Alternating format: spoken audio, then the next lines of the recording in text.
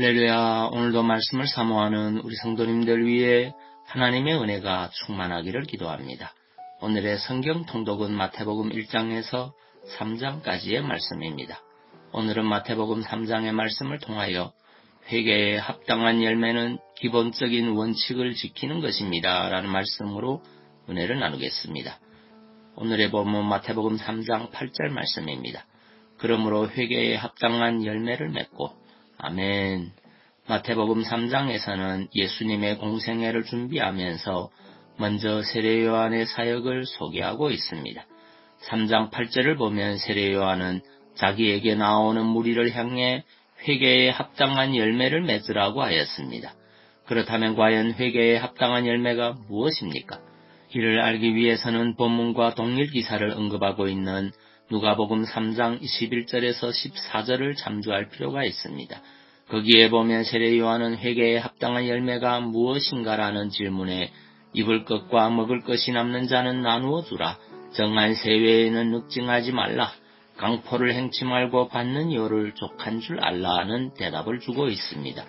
그렇다면 여러분 이상하지 않습니까? 이러한 대답은 그 누구라도 할 수 있는 매우 평범한 것으로 나누어 주라는 명령은 사실 어느 종교나 도덕 교과서에서도 나와 있는 이야기이며 또한 정한 세율 이외의 것을 징수하지 말라는 대답 역시 너무나도 당연한 말이고 마지막 답변 역시 전혀 새로울 것이 없는 이야기 아닙니까? 이러한 세례 요한의 답변은 그가 외친 무시무시한 심판과 메시아에 관한 선포와 비교할 때 어찌 보면 매우 평범하기 짝이 없는 명령이 아닐 수 없습니다. 게다가 그의 명령에는 종교적인 냄새는 전혀 나지 않습니다. 즉 바리새인들은 수많은 율법과 계율들을 만들어 놓고 이를 지키지 못하는 자들을 가리켜 죄인이며 따라서 지옥에 떨어질 자들이라고 하였는데 세례 요한의 답변에는 이러한 종교적 계율이 하나도 포함되어 있지 않는 것입니다. 이러한 사실은 과연 무엇을 의미하는 것입니까?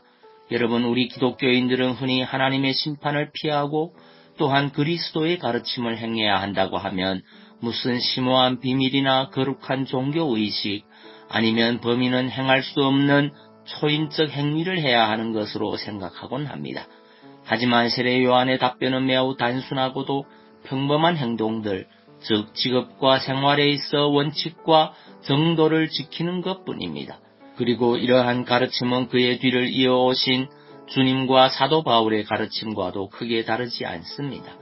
그렇습니다. 주님과 사도 바울 역시 무슨 대단한 비밀이나 신비한 종교의식을 말씀하는 것이 아니라 생활과 직업에 있어 당연히 지켜야 할 원칙들을 가르치신 것입니다. 여러분, 언젠가 영국의 유명한 성공회 목사인 존 스토트란 분이 한국에 와서 강연할 때 한국에는 미숙한 크리스찬이 참 많은 것 같다라는 말을 한 적이 있습니다. 즉 한국에 크리스찬은 참 많은데 그들 대부분이 성경이 말씀하고 있는 기본적인 원칙조차도 지키지 않더라는 것입니다. 여러분, 이 얼마나 충격적인 말입니까?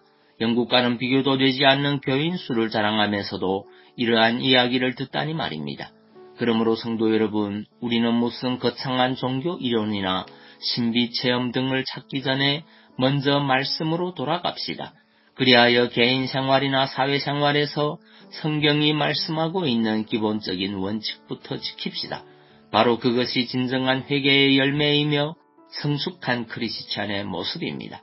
오늘 하루도 주님과 동행하며 그리스도인답게 사는 복된 하루 되시기 바랍니다. 미가서 6장 8절 말씀입니다. 사람아, 주께서 선한 것이 무엇임을 내게 보이셨나니 여호와께서 내게 구하시는 것이 오직 공의를 행하며 인자를 사랑하며 겸손히 내 하나님과 함께 행하는 것이 아니냐. 아멘. 기도하겠습니다. 사랑의 주님, 회개에 합당한 열매는 기본적인 원칙을 지키는 것임을 깨닫습니다. 그리스도인이라고 하면서도 일상의 삶 속에서 그리스도인답게 살지 못했던 우리의 모습을 회개합니다. 이제는 일상의 삶에서 신자답게 바르게 살 수 있도록 믿음과 힘을 더하여 주옵소서. 예수님 이름으로 기도하옵나이다. 아멘.